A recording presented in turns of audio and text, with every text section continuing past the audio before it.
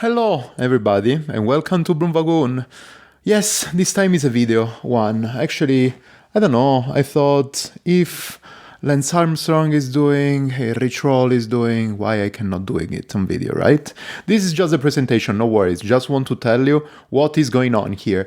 Well, I've been running around to make an interview about helmets and all the questions that I usually receive about helmets since a bit of time now. So finally, I got the opportunity to talk with Eric Richter from Giro, the senior brand manager from Giro, and I emptied up all the bucket of questions that I had about sustainability, about safety, about cost, everything. And it was a great, great fun.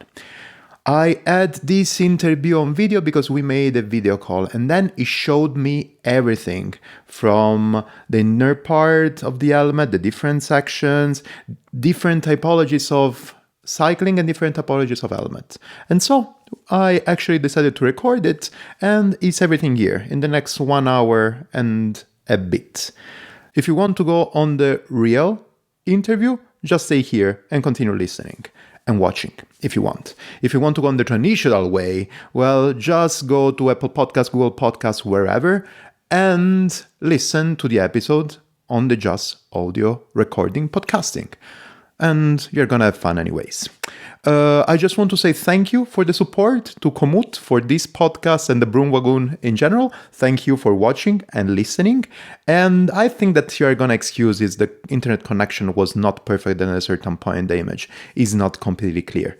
Tell me what you think. If you want, subscribe down there to this channel and comment if you liked it, if you want more like this, if you prefer me to stick only on the traditional way of podcasting, just let me know everything. Now I'm gonna actually leave you to the episode. So I'll talk to you later. I hope you will enjoy it.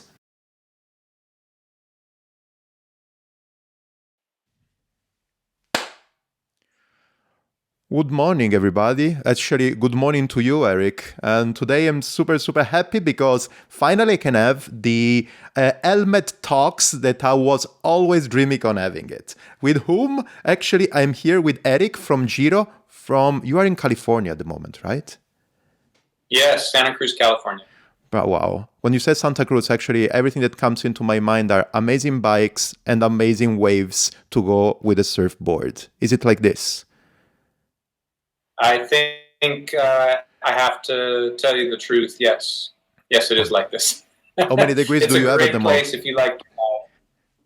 Yeah. There have been some good waves this week, actually. Typically this time of year, we start to get some storms, so the surf gets a little larger. We've also had our first real rain, so the trails right now are in fantastic shape. Oh, wow. So it's a good time of year. Well, I would say that actually I can tell you with no problems that probably I'm jealous. Yeah. I should be, right? Understandable. You're welcome to come here anytime. I know travel's hard right now, and people are living with a lot of restrictions, and it's even here people are cautious, but we don't have restrictions at the moment, so we can still go out and ride.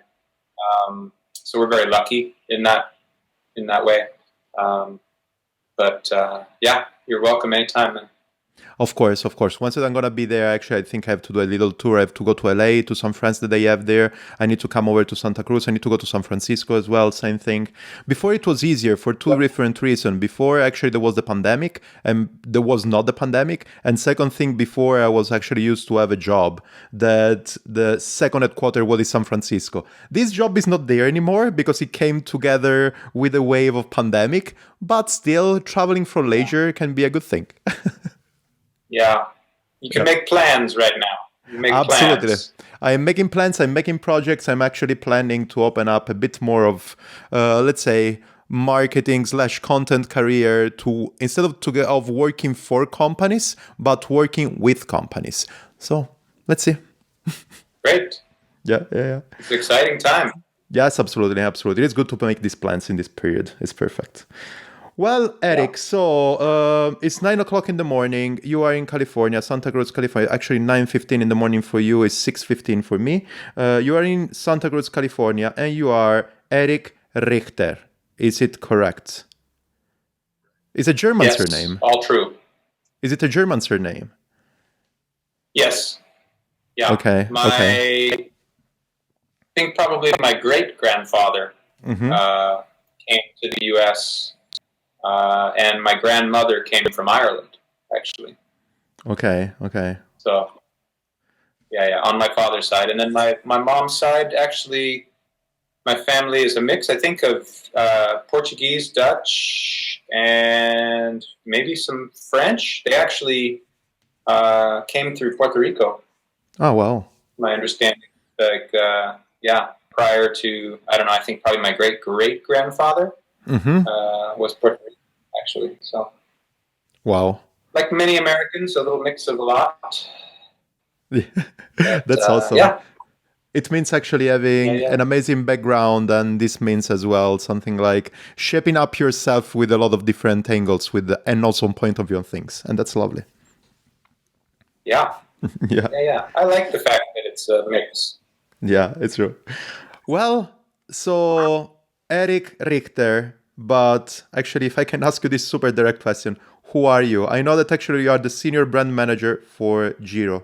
Giro helmets, Giro helmets, Giro apparels, everything in Giro, but everybody of us know Giro because of safety and head protection. But let's start from you.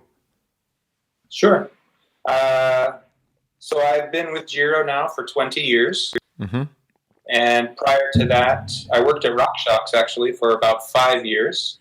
Okay. I was the sports marketing manager at RockShox from 1995 to 2000. So I had the privilege to work with many of the top mountain bike athletes around the world, from Thomas Frischnick to Steve Peat, Julie Furtado, a lot of great people. I got that job. Basically, I was a bike racer myself, amateur, and just got to know some of the RockShox people, and they needed somebody that could help with sponsorship and coordinating that stuff, and so the job just progressed from there. At that time, I was a graphic artist, and I had fallen in love with bikes, and really mountain bikes primarily, but a little bit on the road too. Shortly after I finished high school, so probably my early 20s, just really fell in love with riding bikes and racing. And of course, Santa Cruz is a great place if you're a cyclist. There's fantastic road riding. There was a really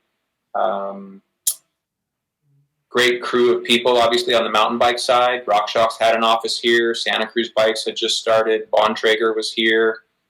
Wow. Northern California has always just been a very bicycle-driven area. Richie and Bianchi and others had offices in the Bay Area. So between the terrain and the culture, being a cyclist, this was just such a great place to be. It is, yeah. And I got to know a lot of people from racing. I raced single-speed mountain bikes for a number of years, and that was its own special sort of crew of people. I raced cyclocross a bit, never at a professional level, but was an okay amateur, and just did it mainly for fun. I just really liked traveling and meeting people and camping and riding, and so when the Giro opportunity came up, I was excited. It was a step for me in my career. 20 years later, I'm still here. So this means that you're having fun over there on your job with the people that are around you and all the community people that you are following. So it seems like, it's a great journey. Yeah, it's amazing. So I'm married. We don't have children, but we have 5 cats. Oh, wow. 5 cats and 15 bikes, Yes. Is 15 bicycle only you or yourself or your wife as well? My wife is not a cyclist. At all. My wife does yoga. Let's start this conversation first, and then we're going to talk about safety in 1 second. Also, my girlfriend, she's not so much into bikes, if we can say it in this way. And how do you deal with it? Because from time to time I feel super guilty because I'm out for a couple of days exploring or just one full day, and I'm thinking, oh damn it. So this is weekend, this is probably the time that we should spend time together. But also on the other side, I always say to my girlfriend, you don't want me around without being on the bike, because if I don't go on the bike, I'm really, really a bad person. So I try to balance in this way, or going super late in the night, or starting super early in the morning, or just saying, okay, I deserve it, because otherwise you deserve it as well, because you don't want to have me in a super bad mood around. Yeah, it's the same for me. Cycling is a hobby that takes time. It is. When my wife does yoga on Saturdays, and it's 1 hour and a half. And sometimes they have a little social time. Right now they do it on Zoom. They used to go out and meet at a cafe or something after class and whatnot. So it's a very contained thing, whereas cycling is, it's not uncommon for us to be out riding and, you say you'll be home in 3 hours and it takes 4. So I try to balance that. I rarely go out and ride as long as I would really like to, but that's okay. I've got other parts of my life that need attention and that I enjoy. I work in the garden at home. Wow. We have home projects like most people in Santa Cruz. And I work a little bit on the weekends also. This is it's not a 9 to 5 job for sure. And so, you just find balance. Yeah. It's okay. Not talking, really, I don't want to go too much on that because we need to talk about helmets, but talking about life at Giro, okay, forget for 5 minutes that we are in pandemic times.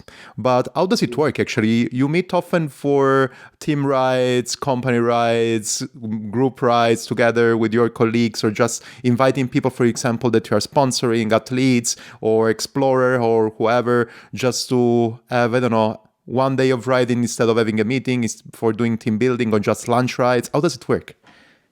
Sure. Lunch rides were a pretty normal part of culture here before the pandemic. Yeah.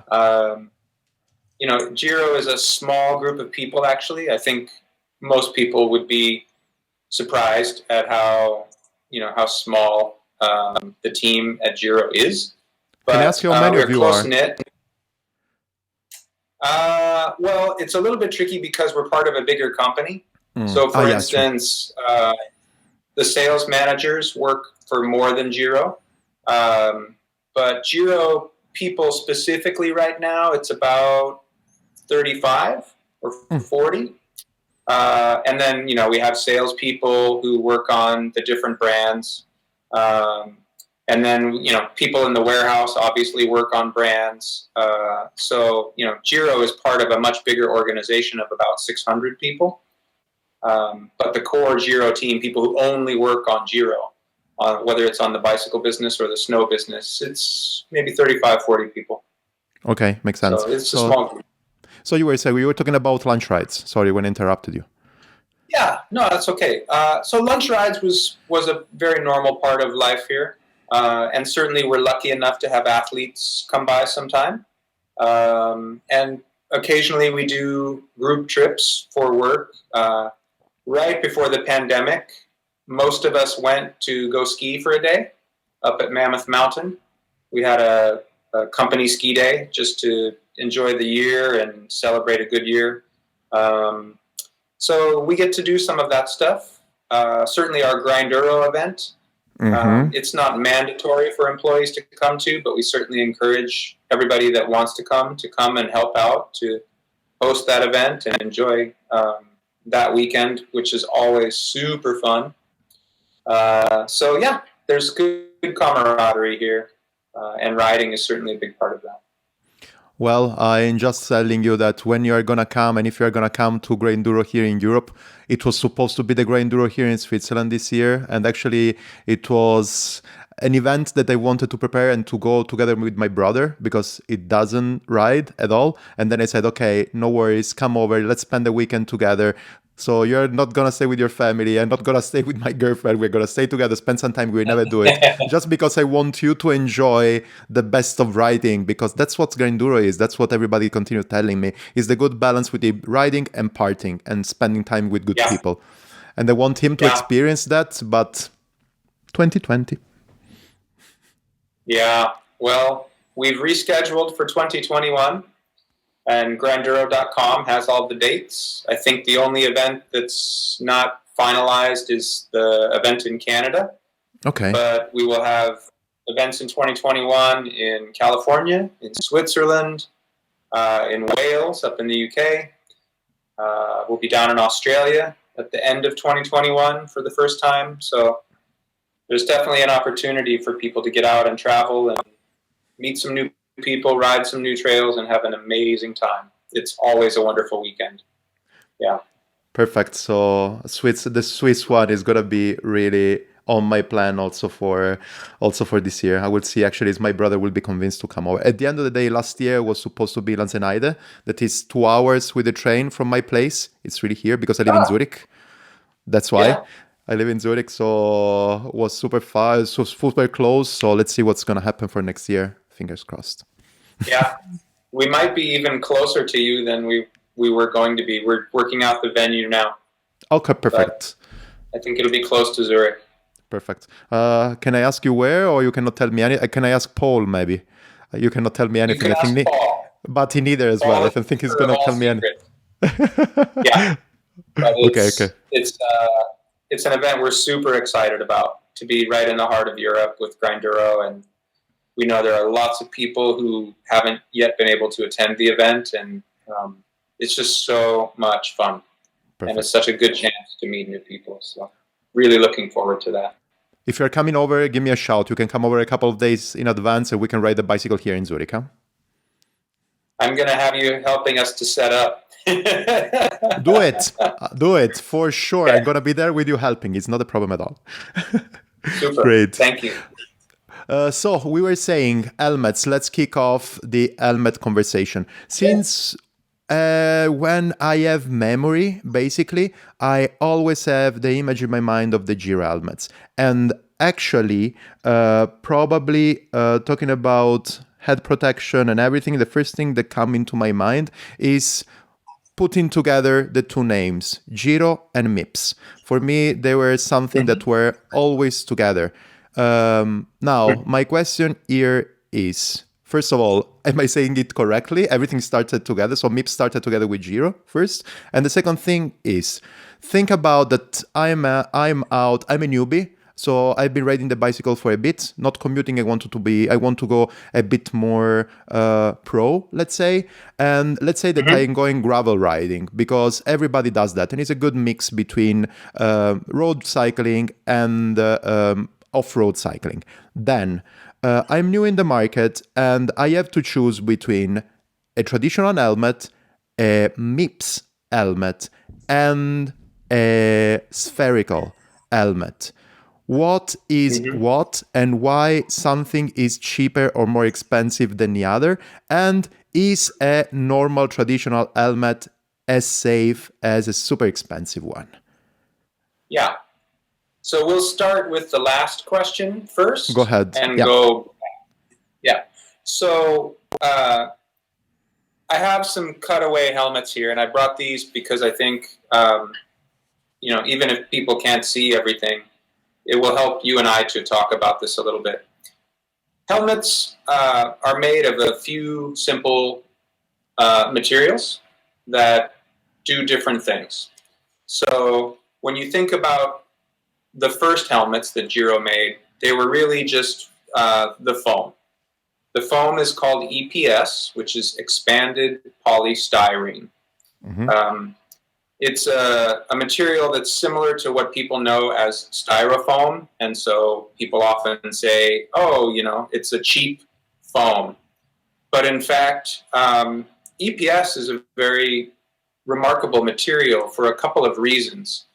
First, it's very, very light, and we can make very complex shapes with it.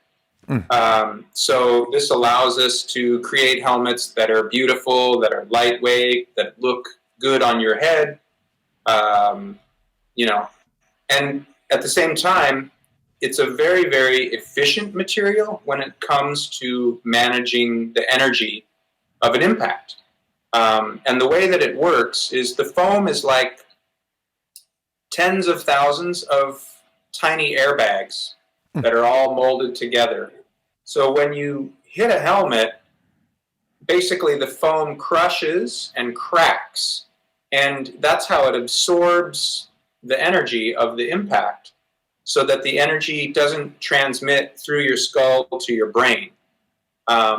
If you don't have a helmet and you hit your head in an accident, basically what happens is your brain moves around inside your skull, and it bounces off the inside of the skull, and that causes bruising or sudden rotation that can strain the brain tissue, and that's brain injury. It might be a concussion, it could be some other type of brain injury, but that's what a helmet is trying to prevent, is that movement and the damage to your brain, or the injury to your brain. So by compressing in a crash, this foam is basically helping to absorb that energy, much like an airbag in a car or a crumple zone in a car. Mm-hmm. The outer shell is polycarbonate, so it's a thin plastic, essentially. And this acts as both an exoskeleton to help sort of give the helmet shape and reinforcement. And it can be thicker or thinner. You can leave areas unexposed. But basically, that skin helps to add some strength and durability to the helmet. And it can also help deflect some things. So it's definitely part of the overall composition of the helmet. And then inside the helmet, you have the fit system, which is used to stabilize the helmet on your head and kind of customize the fit.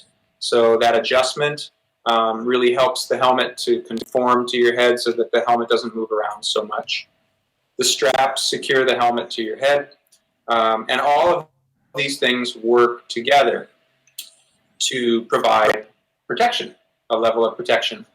So having said that, we never talk about helmets being safer or more or less safe than other helmets. There are a few reasons why, but the main reason is that every accident is a unique event. So the speed at which you're going, the angle at which you hit something, the thing that you hit, whether it's the road or a rock or a tree branch, do you spin when you fall? Is it raining? All of these things are part of the physics equation that is the impact, and it's different every single time. So because there are so many variables in crashes, we can't always say that the helmet is going to provide more protection or less protection. It simply provides an added measure of protection. And a helmet can't protect what it doesn't cover. So, in theory, a full-face helmet might be safer, in quotes, than a traditional road racing helmet, simply because it provides more coverage. So we don't refer to helmets as safer or less safe. What we say is buy a helmet that you want to wear, that's designed for the style of riding that you do, and that provides as much coverage as you're comfortable with. And if you do those things, a helmet is going to be effective in most scenarios. Okay. So that said, Mips, which we can explain in more detail, we think of Mips as adding an extra measure of protection, or an added layer of protection. And the reason for that is because the Mips system basically has, there's a plastic layer inside the helmet, and it's attached to the foam with elastomers. And you can, if you're seeing this on screen, it can move a little bit. Yeah. So the theory behind Mips is that in the first few thousandths of a second when you hit the ground, the Mips system can slide inside that helmet. And what that does is it redirects some of the energy away from the brain. Like a tennis ball with spin, that spinning or that movement redirects some of the energy that would otherwise be transmitted into the foam or to your head.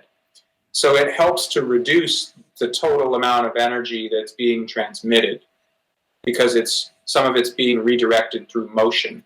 And that's the theory behind it. And the research that Mips did around the importance of that motion was actually inspired by studies of boxing. Mm-hmm. And what they found was that the knockout punch in boxing was not necessarily associated just with brute force, but with the head being moved very rapidly and the brain not moving with it. So basically, by reducing that rotational force that's transmitted to the brain, you can help to reduce brain injury. Okay. So it's very interesting science. And Mips, it's based in Sweden. They did years and years of research before it came to market. And Giro was not the first to bring Mips technology to market, but we were the first to bring it down in price and across, as much of the helmet line as we could, because we think it's an added measure of safety, and if we can do that for people, we want to do that. Yeah, awesome. Continuing on this track of the safety and everything around it. So actually, then we mentioned the classic normal helmets and the Mips helmets. And we actually said that, of course, any kind of hurt and crash and whatever is different. So basically, the most important thing is having a size where you feel comfortable, tight, and covered. And actually having something like the Mips is just an extra layer that will actually help you in whatever crash happens that actually makes you let's say your brain moving faster than your head hitting the floor or hitting whatever, the ground or whatever. So actually we can basically say that both of the systems, normal system, traditional system, and Mips, are both of them really, let's say, protective for your brain, right? Or for your head.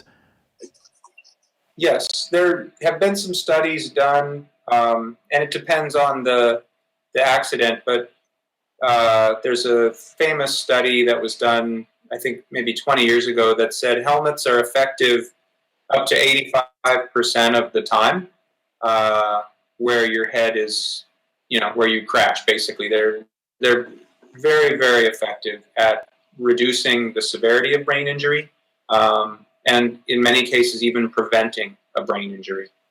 So in our test lab, we have the fixtures that you can drop the helmet onto different anvils as part of the test protocol.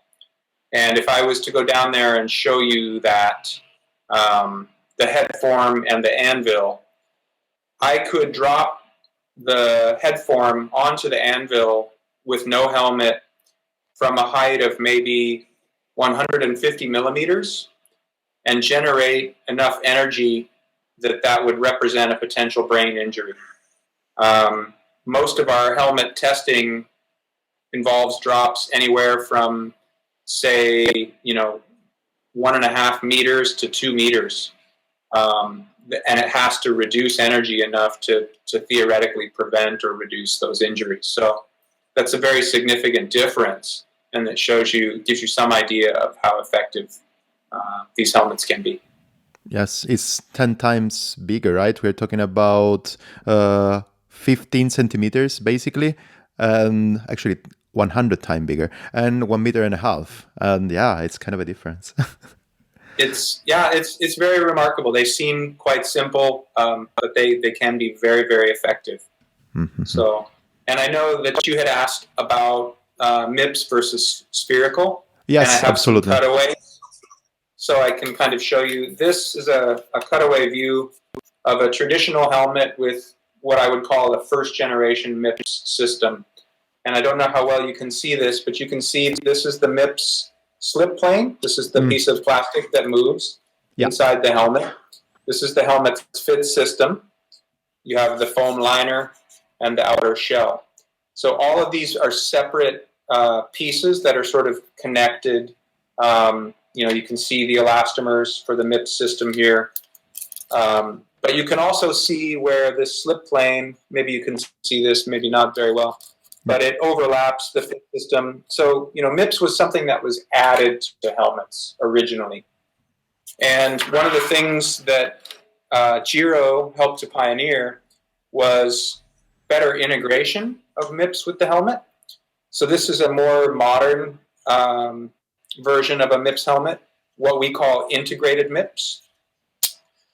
And you can see the same plastic slip plane, the foam, the outer shell, but the fit system and the slip plane are now a single piece.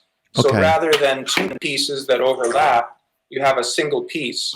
And the benefit of this is a more comfortable helmet because we're eliminating those overlaps so that the helmet fits in the way that we intended it to.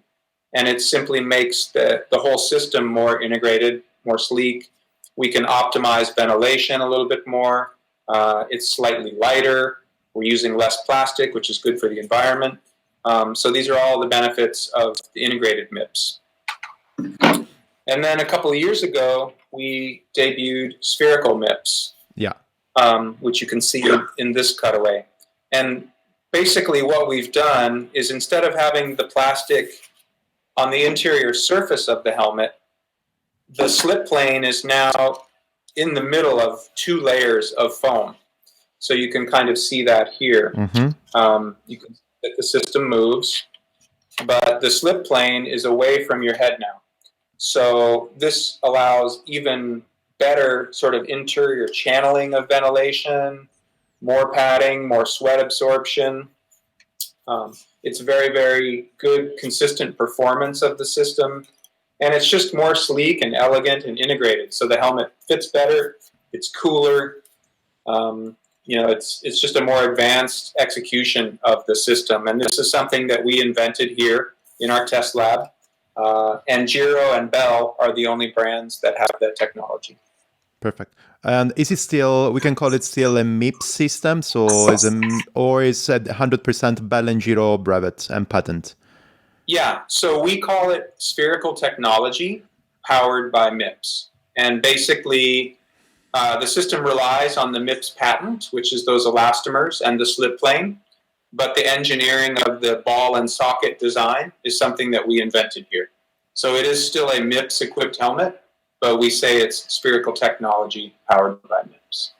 Perfect. I have actually, because this actually will help me also with a question that I want to ask later on. How is the relationship between Mips and Giro and Bell and your company?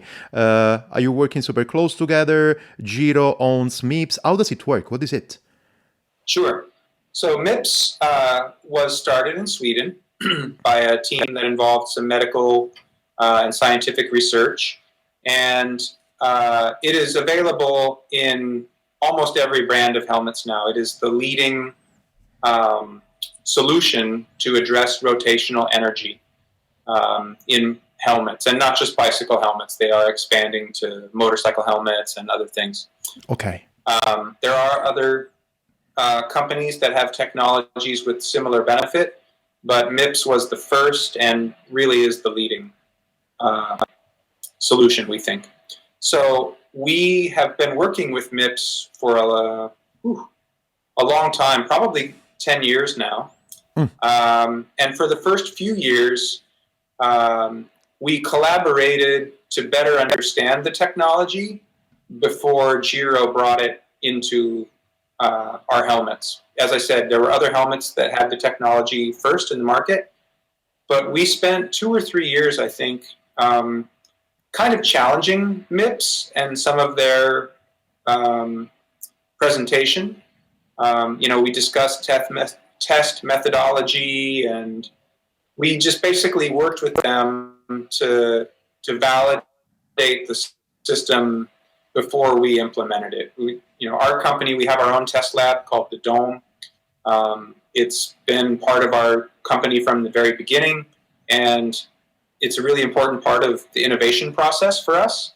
So we don't simply buy something off the shelf and put it into the helmet without doing our own testing. It's very, very important for us to not only validate it, but to really work to understand it. Because as you see with spherical, we've already taken the Mips technology and evolved it in ways that Mips didn't. And that's really important because we want the helmet to be elegant and high performance, but also to integrate these things in a way that allows us to keep improving them. So we collaborate with Mips.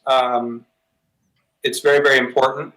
And then Mips also, any helmet that has Mips technology and gets the little yellow Mips sticker, Mips has to do their own testing on to ensure that it meets their standards. Okay. So every single helmet that we make goes back to Mips. They do their testing. They give us the thumbs up. And then it goes out to third-party testing for CE or CPSC or the Australia standard to make sure that it's certified for sale. And then it comes to market. So there's a constant flow of communication and collaboration between us and Mips. Perfect. Let's say I'm thinking about the next question because there are two things that I would love to know.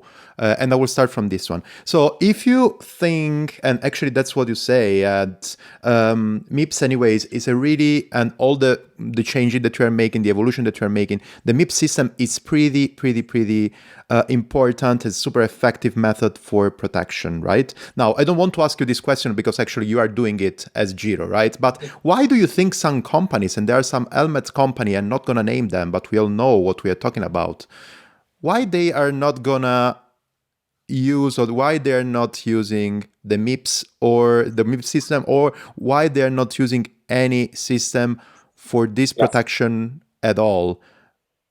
So only using just the foam and everything. Yeah.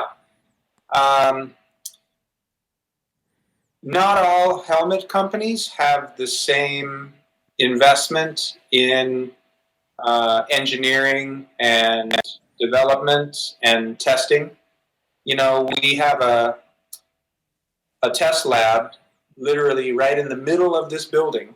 Wow. That has been part of Giro for, since we started in 1985.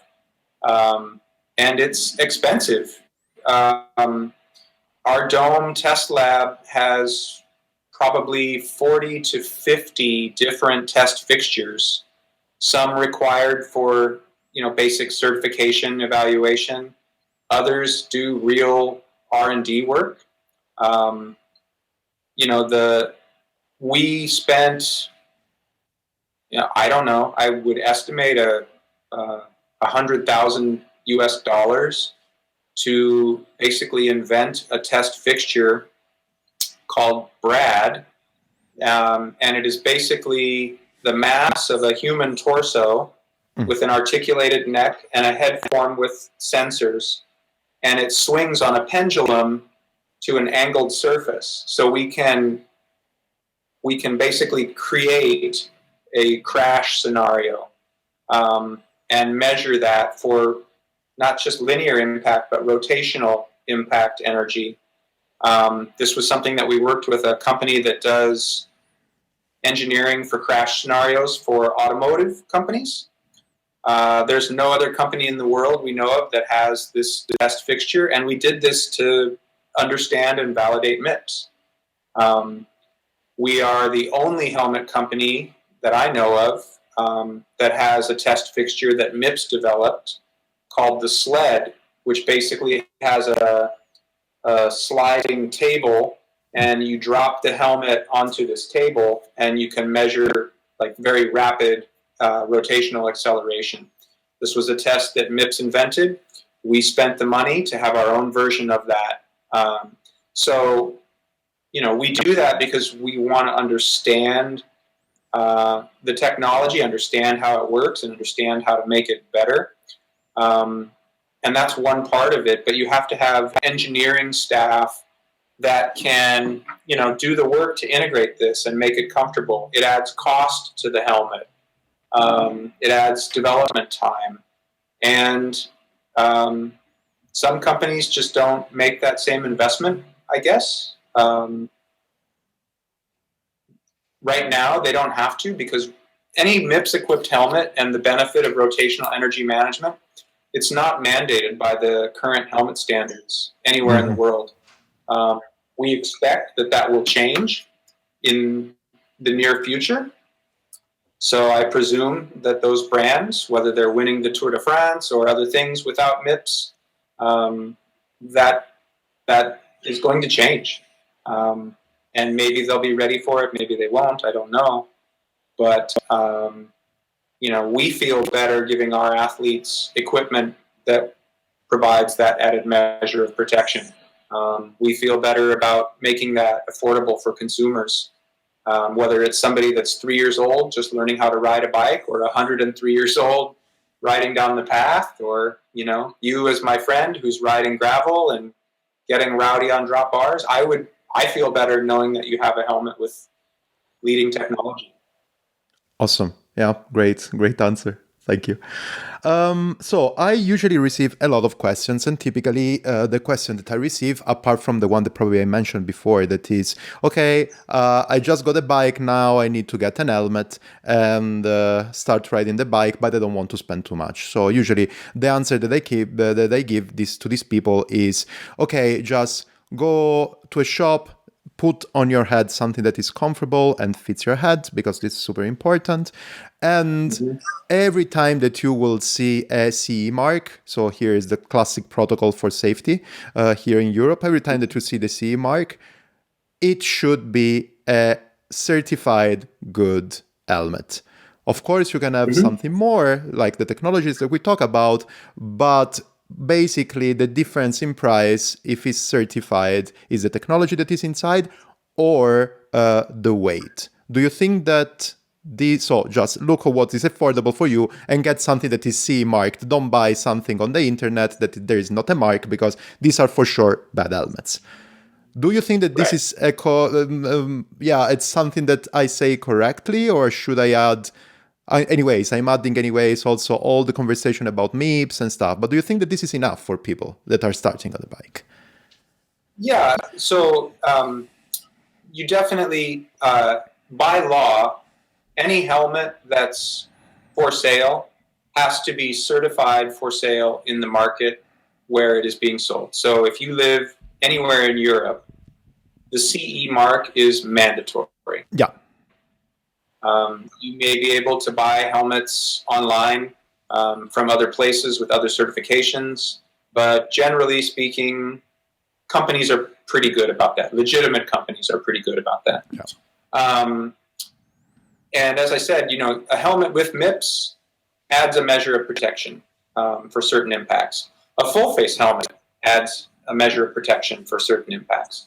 So the easiest thing I would say is make sure that the helmet is certified. But ultimately, buy a helmet that you like, that's designed for the type of riding that you do, and that fits well. The helmet doesn't work properly if it doesn't fit well. And it's not going to be comfortable or one that you want to wear if it's too bulky and heavy. If you're doing a lot of long climbing in the summer in the Alps, you probably don't want a full face helmet. It's going to be really hot and it's going to be really heavy, and you're going to notice that.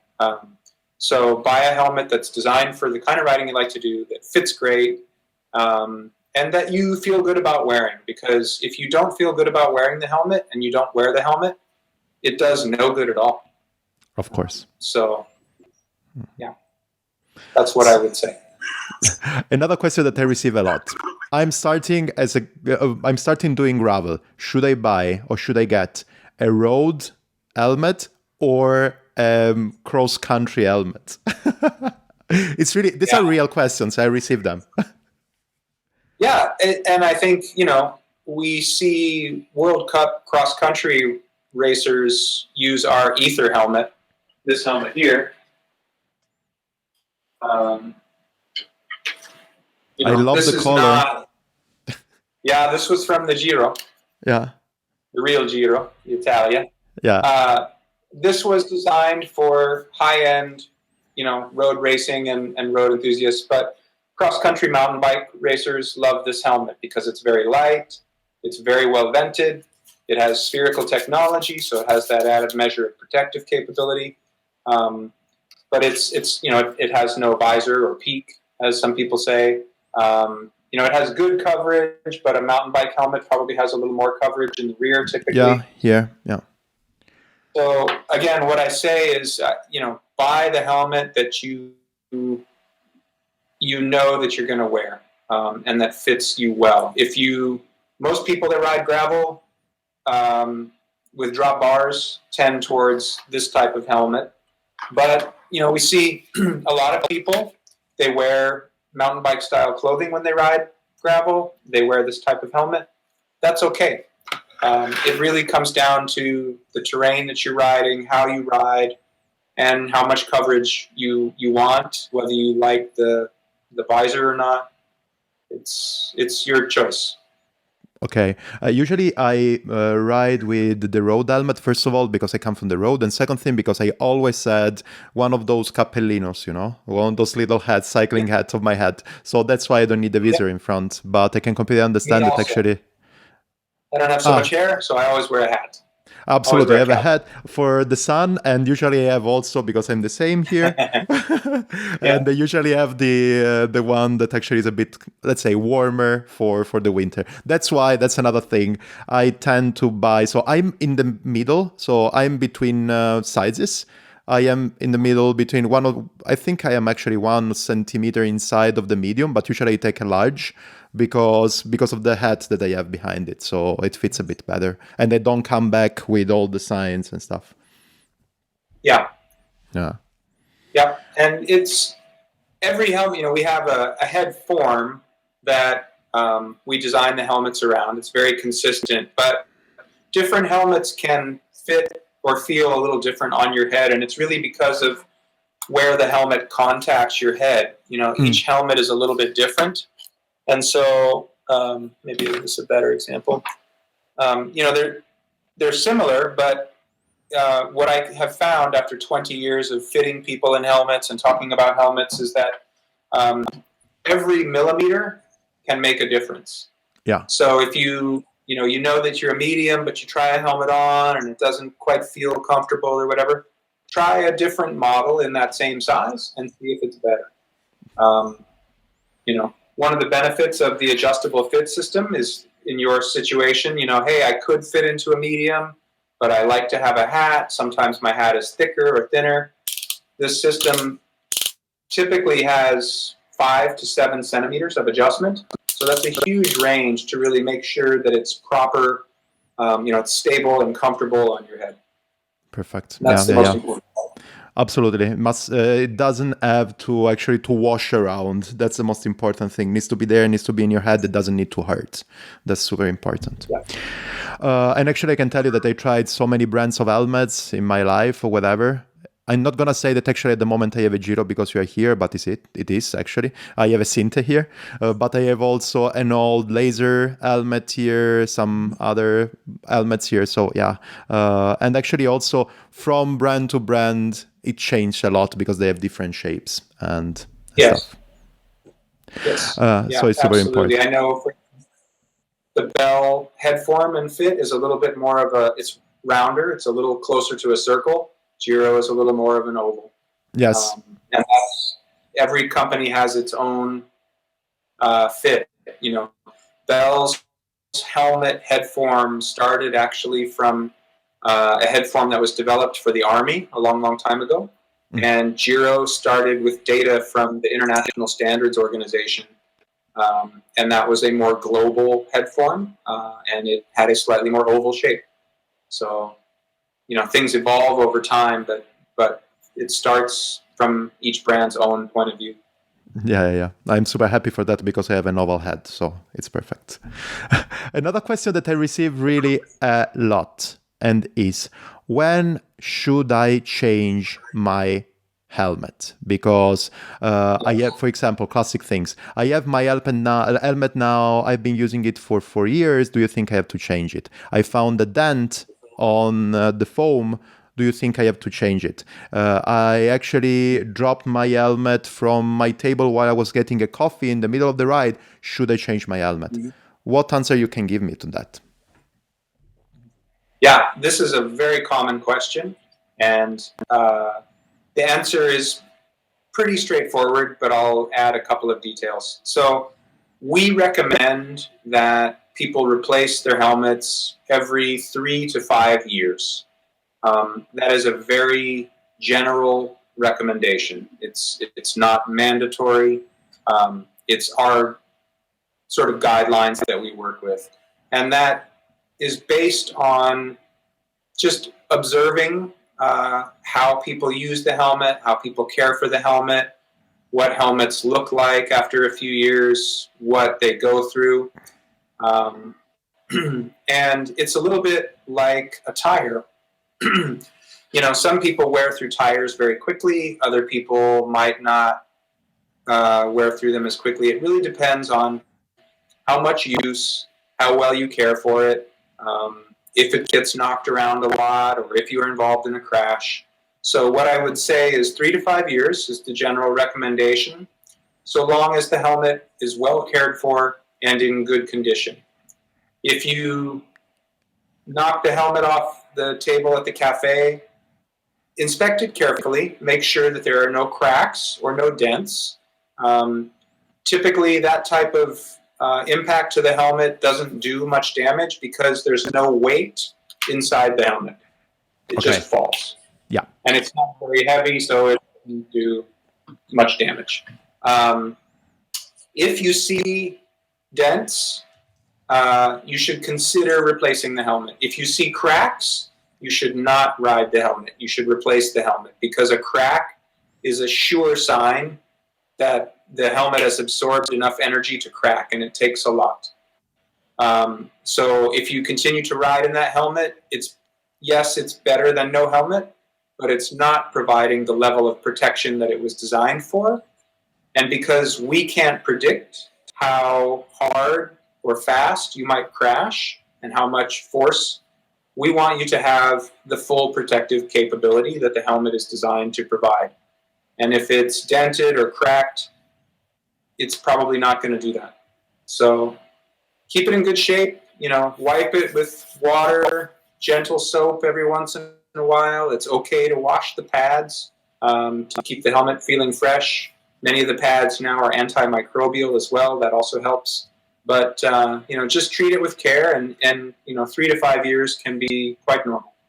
If you're racing and training every day, maybe you'd replace it sooner. But for most people, 3 to 5 years is good. And helmets get better over time. Of course. This was a Mips helmet 5 years ago. This is an equivalent Mips helmet now. The system is integrated. It's changed, and it's gotten better. It's more comfortable. It's more vented. So helmets do improve over time. The performance does.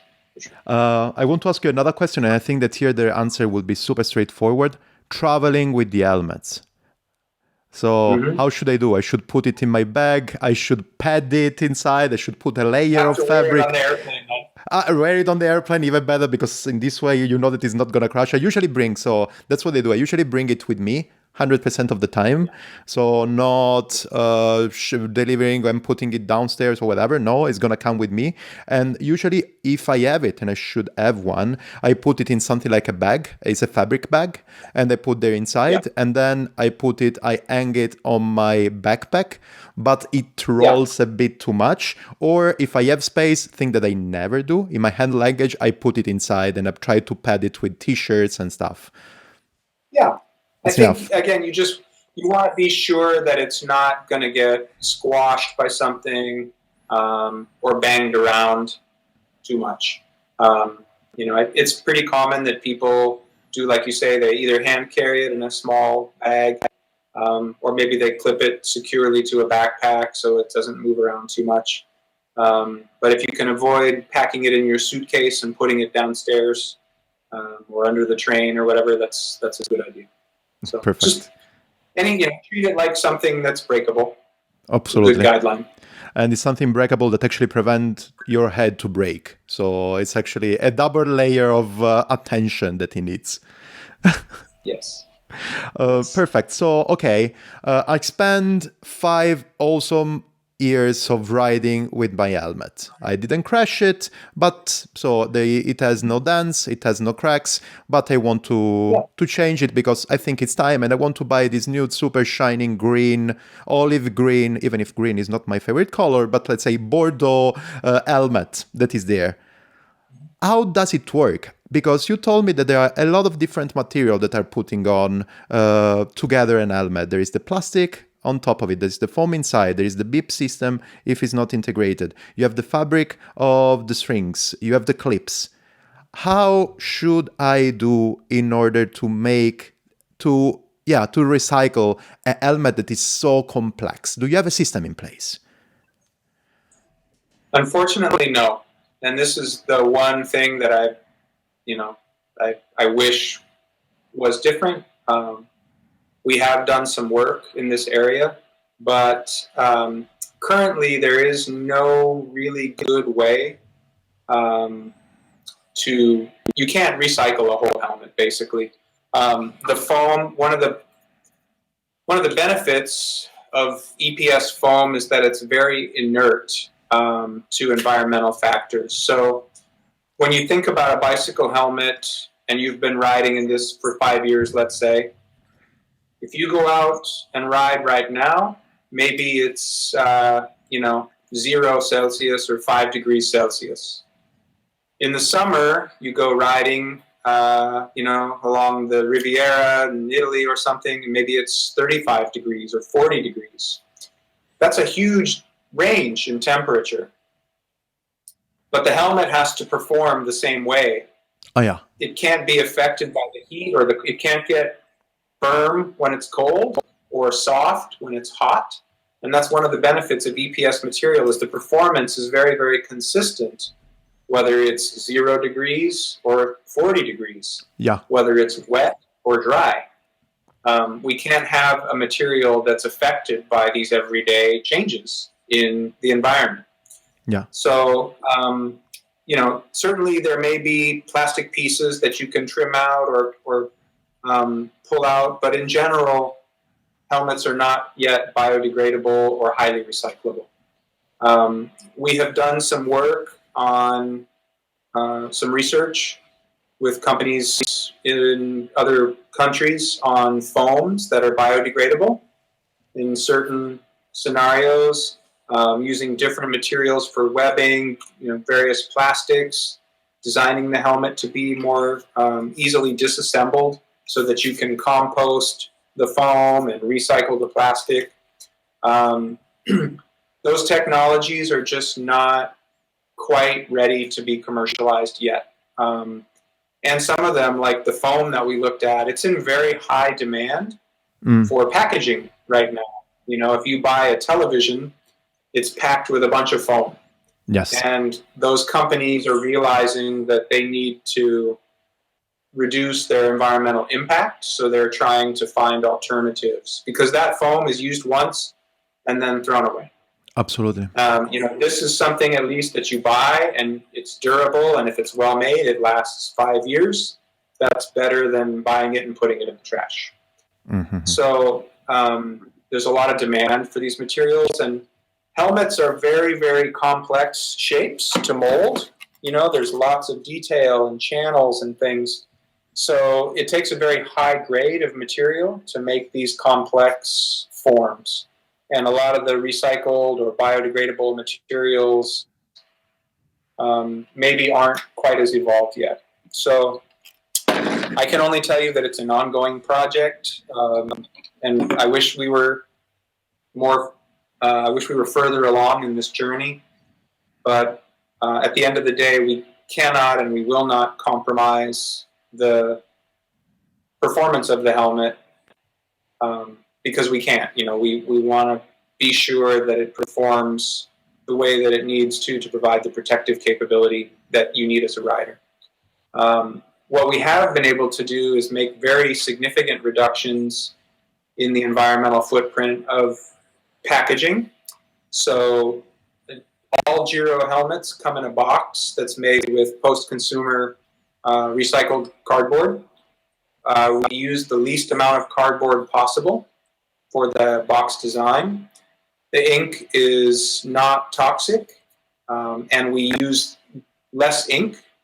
So the box looks very natural. Some dealers don't like the box. They don't think it looks very premium, but it's a box. It's the thing that needs to protect the helmet until it's sold, and then it gets recycled. So making that less environmentally impactful is a good thing. And so we do that. You know, the gloves, the header card is as small as it can be. It has a simple decal that gets removed, very little ink. It's recycled cardboard. So we're doing what we can around the edges to continue to make progress on this. At the end of the day, right now, helmets, unfortunately, are not as recyclable as we would like.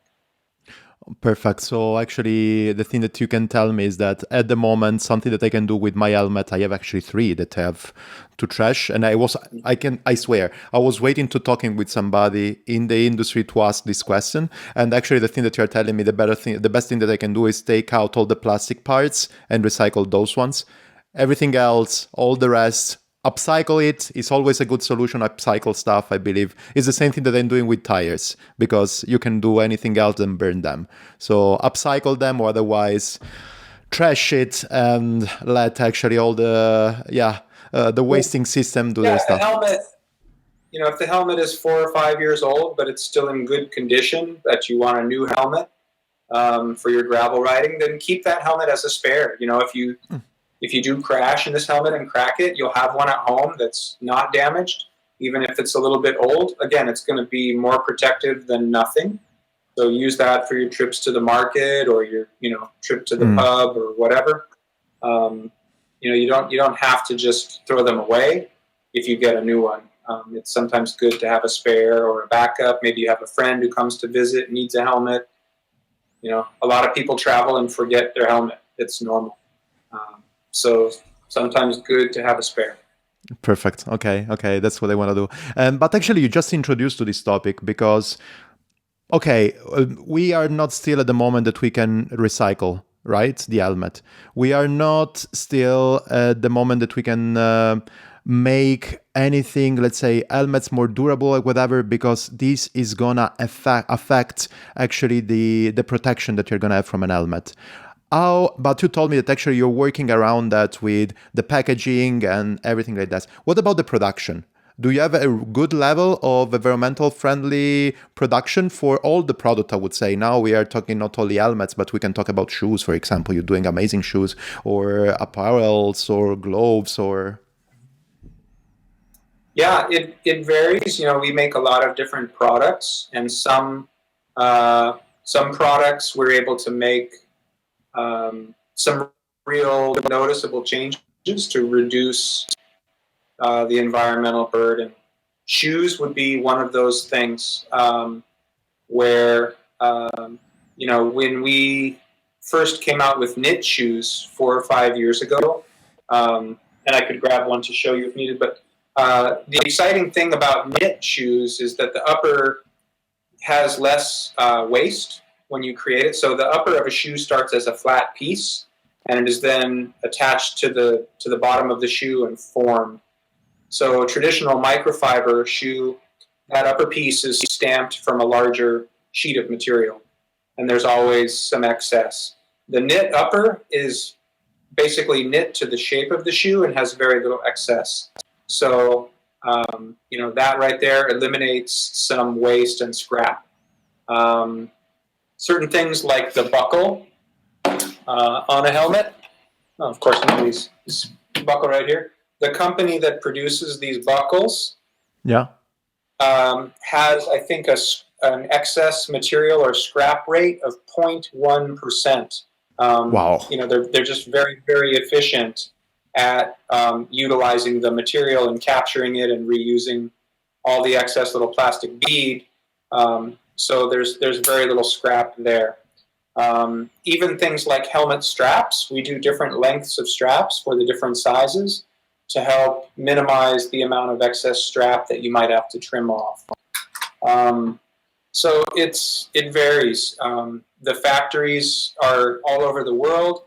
some areas, China is making really significant changes to their power. They're using less oil and less coal and more hydroelectric and solar.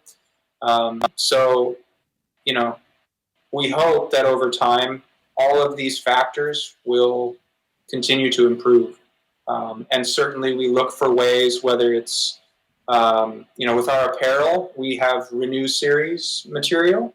So literally, our sport and expert level jerseys are made with recycled nylon and polyester. So recycled plastic bottles and fishing nets that are taken out of the sea and reprocessed. So we're literally pulling trash out of the ocean to make cycling jerseys. So each product category has its own story. Helmets is really challenging for the environmental reductions, but things like apparel, we can make really big changes. So, we're not the biggest bike apparel company or the best known brand, but that's an area where we're way ahead of most everybody else in terms of environmental sustainability. Perfect. Eric, I just have the last question and then I will let you be. You were talking already, you were projecting your talks on this direction. What's next? What do you think is going to be next? Talking about protection and then talking about helmets, everything, not only the helmets for the bike, but snow or whatever, or also apparel. Just if you have something that can tell us, also just spreading a bit more the values and the identity of Giro with events like Grinduro and everything. What's next? What do you have in mind next? Sure. I think, from the fun side of things, events like Grinduro are really valuable because it's not just about having fun for us as a company. It's staying engaged with riders that are passionate and learning about what they're into and inspired by. Gravel bikes and gravel events like Grinduro, there was nothing like that 5 years ago. Absolutely. And a gravel bike then maybe had a cyclocross tire that was, 33C, 700, and now it could be 650 by 42 or 700 by 40. The geometry of the bikes has changed. People are, it's getting closer to mountain biking. Like, events like riding 100 miles through the plains in Kansas, that's a cool thing, but it's maybe not as fun as Grinduro. So, the spectrum for gravel is wider, the clothing that people wear, the shoes, the helmets. By doing events like this, we keep both learning from our customers and inspiring our customers. So it's very important. And I see, that we'll continue to do 5 or 6 Grinduros a year, hopefully, for a long time to come.